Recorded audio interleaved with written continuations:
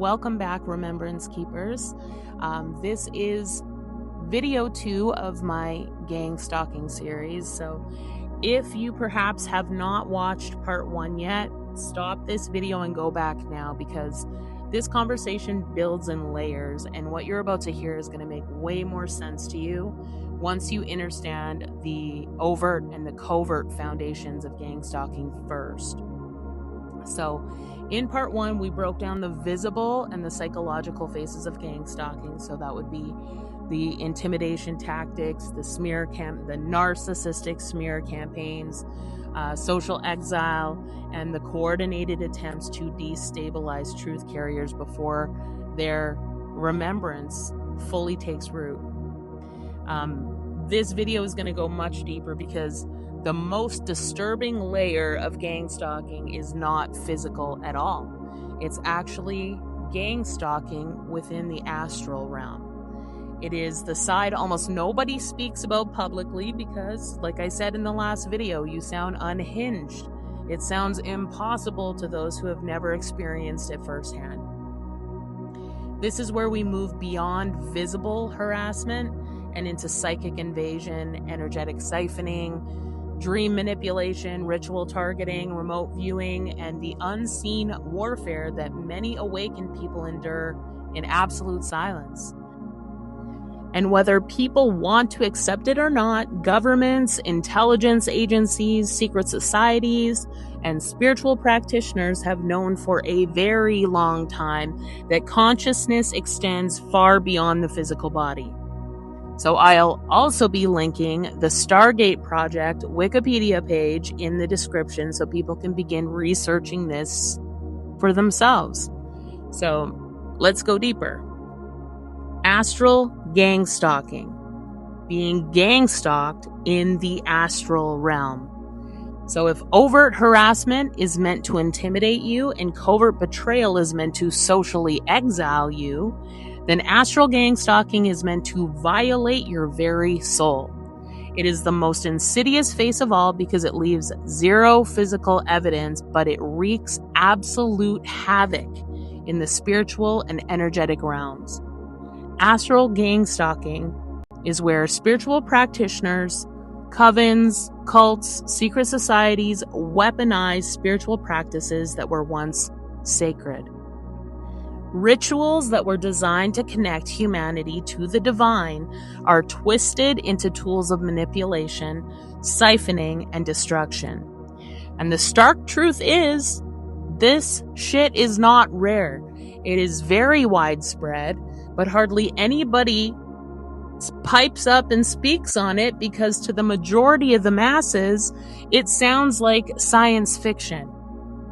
Now, some of those used in astral gang stalking are unconscious vessels, because let's be real, we all astral project when we sleep at night. A lot of the times we don't have any control over it. So when you vibrate low enough to be hijacked by darker forces without even realizing what you're being a part of, you'll show up in people's dreams because you have unresolved malice, you've got resentment, you've got unforgiveness in your heart. So you'll show up in their dreams, you'll act as projections, and you'll serve as channels for lower entities.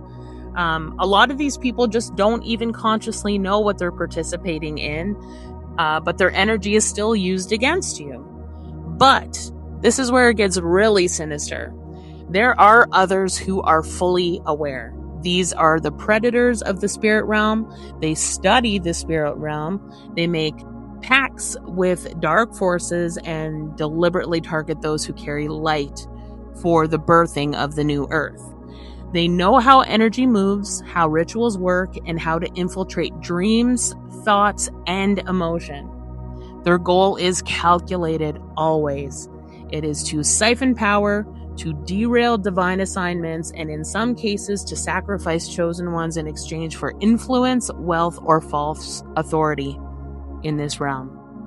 What most people don't realize is that the government has long known that these abilities are very real, because for decades, the government had studied psychic sight under the name remote viewing.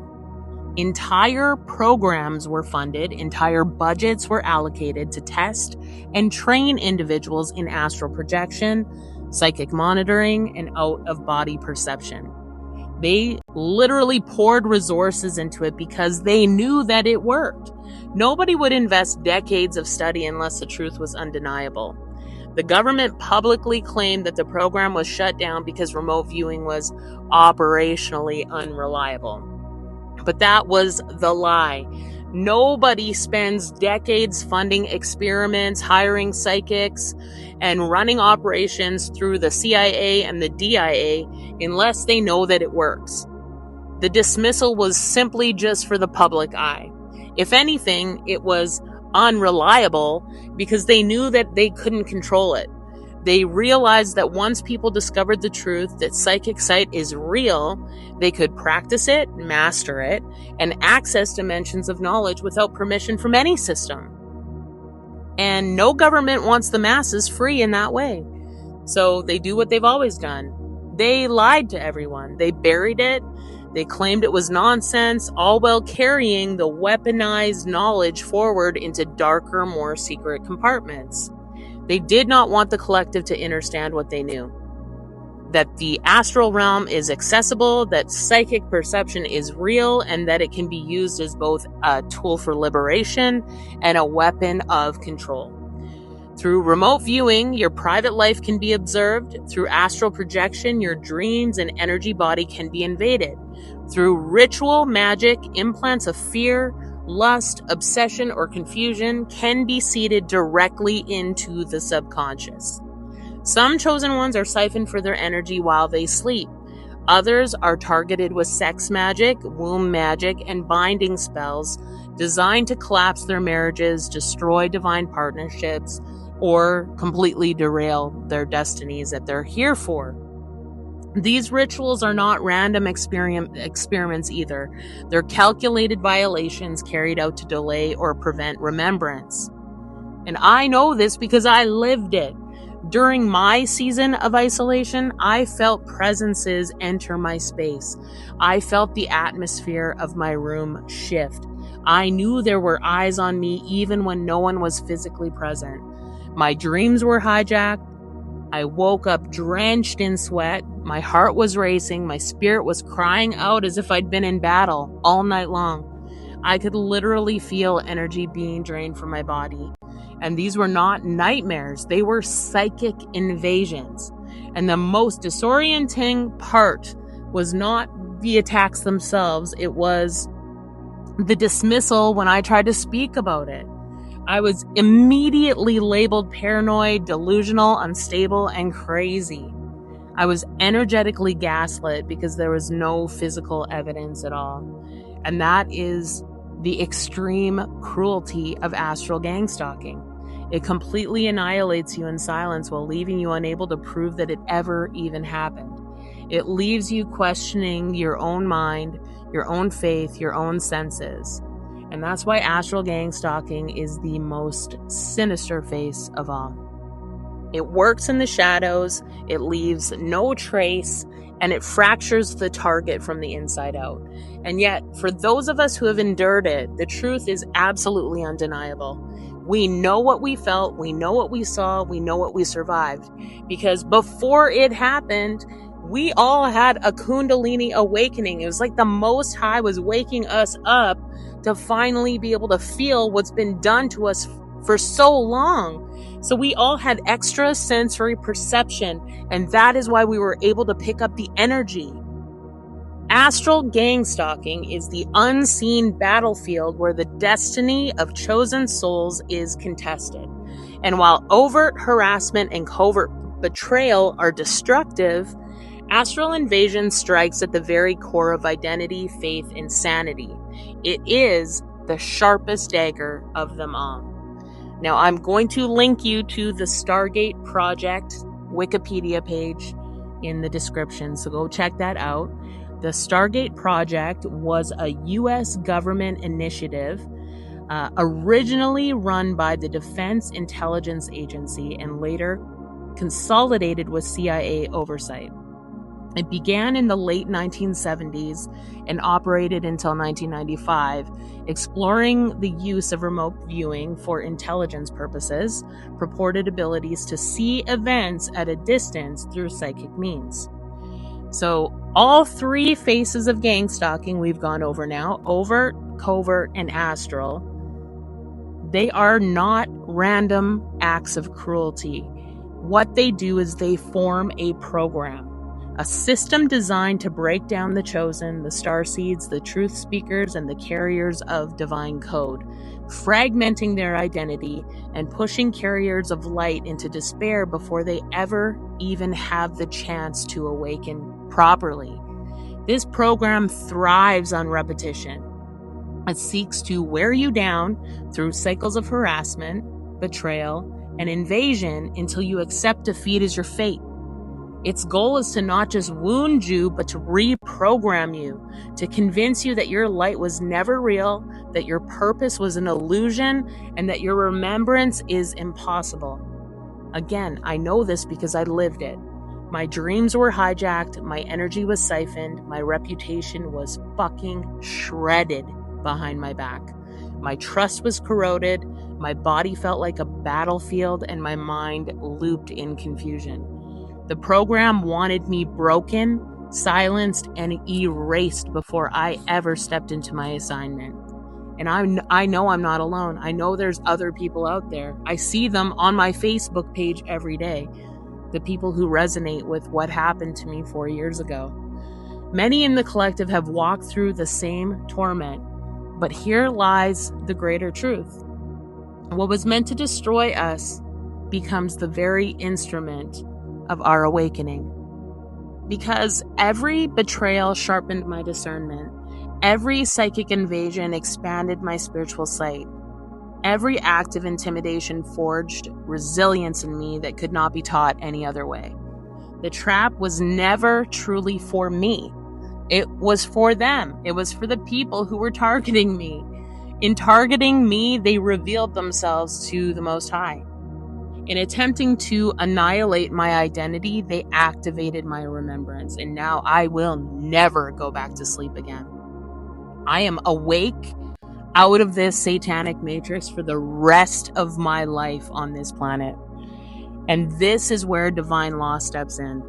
The law of resonance ensures that whatever energy they sent out returns to them amplified. The law of return guarantees that word curses and rituals boomerang back to the sender. The law of energetic reversal makes for certain that every drop of stolen energy is reclaimed and magnified in the carriers of light. Supernatural protection is not symbolic. It is the active enforcement of these divine laws in real time. Those who are marked are not exempt from warfare, but they are shielded by alignment, by divine alignment. Once you stand in remembrance, no net can hold you anymore. Loops shatter, rituals backfire, word curses dissolve. I am living proof of this. What should have destroyed me became the very fire that awakened me for good. And I don't speak for myself alone. Many across the collective are walking in this same testimony, proof that remembrance always rises from attempted annihilation.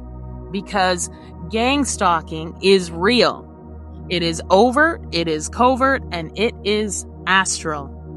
It is designed to silence those who carry light before they awaken, but remembrance cannot be stopped in the age of truth.